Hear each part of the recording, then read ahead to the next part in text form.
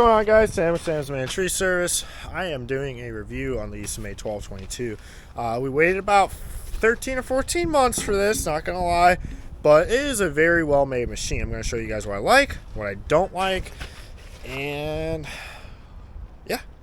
So 1222, right off the bat, I come from a Timberwolf TW5 HD, so that's all I really have to base this off of. What I like is you're close to the operator station. So you have, I'm not even leaning over right now. I'm just standing here. You have all this space. I could grab a piece here. If I lean over, I could really grab a bad piece. So that is nice. It is much more compact. You know, the Timberwolf was, I think, a lot bigger for no reason either, because how they bury everything and route everything, it works well. Lots of space to work. That is one thing I noticed. My guys noticed our backs don't hurt as much because it's easy to grab the pieces and manipulate them. The next thing I like is the valves up top. You can get to them from either side. So the one I ran, you couldn't get to them from either side. So that is something huge.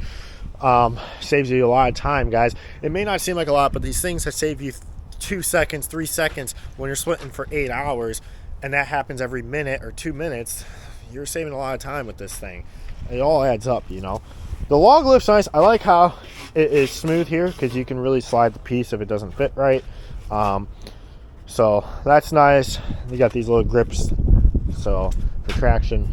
The one thing I know a lot of people complain about is the aluminum catch pan. I wish it was, I think I gotta tighten mine down. I wish it was graded. You know, I wish there was slots because it would help on the mess. What we do though, and it's not the end of the world, we just put the conveyor, instead of putting the conveyor right under it, we just put the conveyor right here. The pieces usually fall over. You might have like 2 pieces left over, but you also have a pile of scraps. So that's good. Oil cooler, super nice to have. Most machines this size don't have an oil cooler. That helps longevity of your hydraulics and seals and everything. 14 horse motor, a little bit bigger than your average. It is a Vanguard, it's not the Hondas. Guys, motors have come a long way. I will say I like the power of this motor. It's another horse or two, and you do notice it.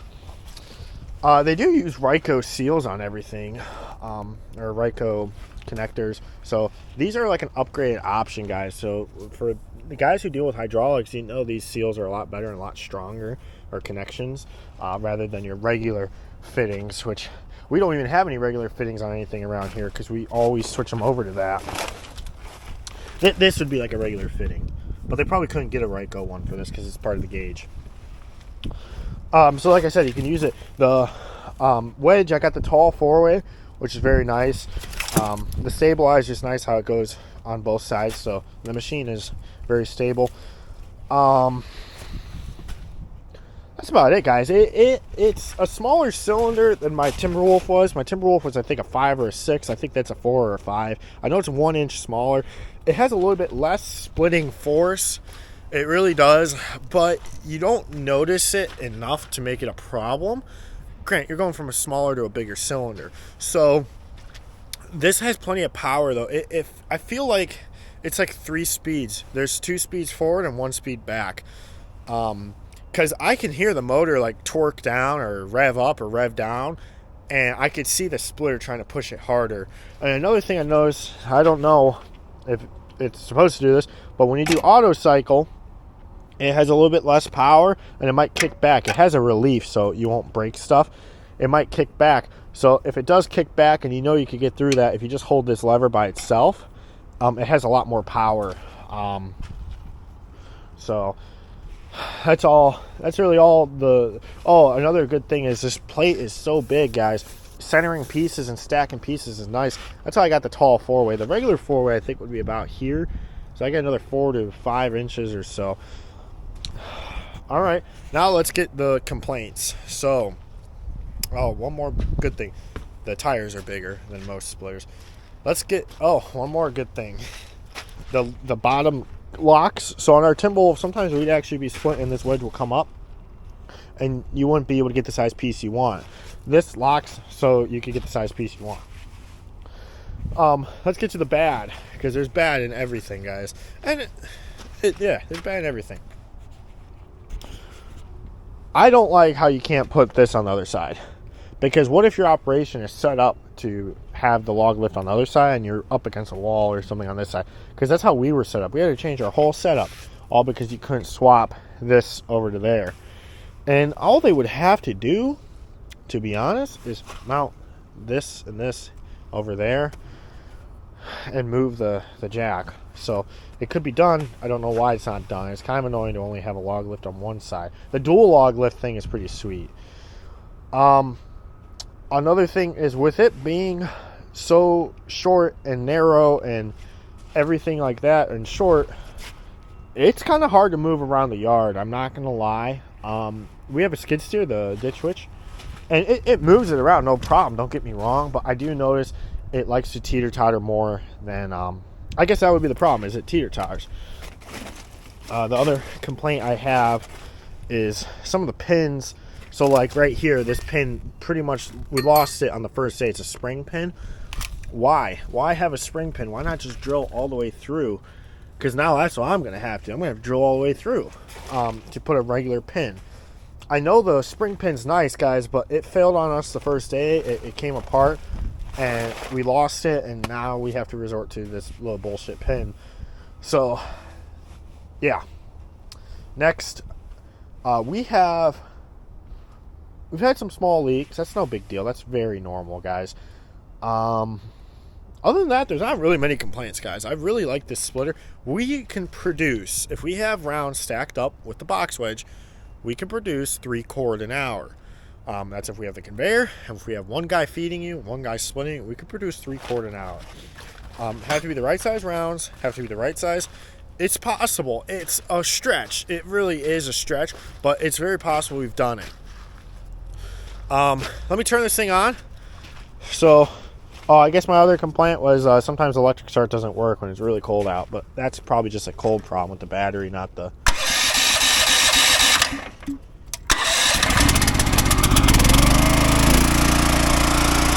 It's already warmed up.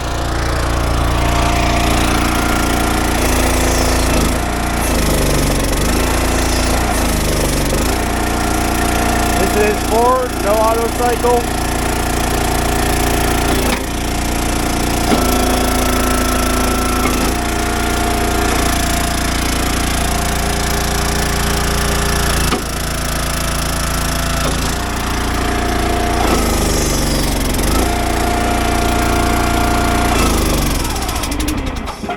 I am out of gas. Perfect timing, though. Perfect timing. So, let me show you guys the box wedge. And let me show you guys this box wedge real quick. A lot of people are asking me, would you buy the same one? Would you buy a bigger one? It's kind of up for debate. Well, let's check this box wedge out. Mine, EastonMade has warranted my box wedge because my box wedge was bent.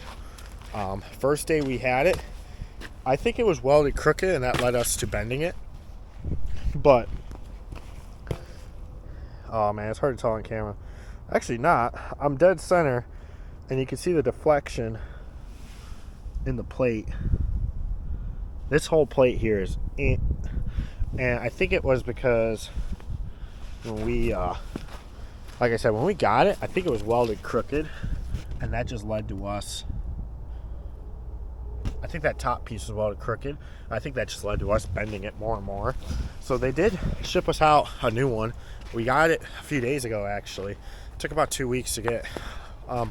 That's a 7-way box wedge because we split one-hand pieces, I call them. So here we are.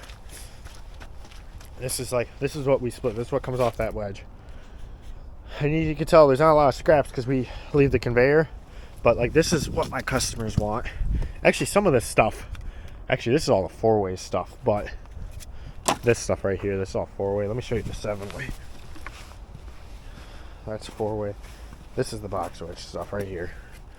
We get nice small pieces. One-handers, that's what I call them. That's what we sell, just one-handers. And it's all consistent. So we used to have a buyer, and they were very picky with the firewood. He came by and looked at the pile because we wholesale a lot, and he said, "This looks a lot better than your old stuff." So That's good because, you know, the end quality of the product means a lot. But I do tell people at the end of the day, hey, man, we sell firewood. Does it burn? Yes, it's sold. So, would I buy a bigger one? The 2224, I think it is, 2228. I don't know. I honestly, because here's the question, guys. My guys don't like splitting the big firewood. It's kind of a pain.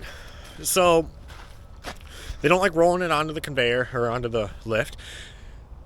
This one is a very fast splitter. This is faster than a 2224 or 2228.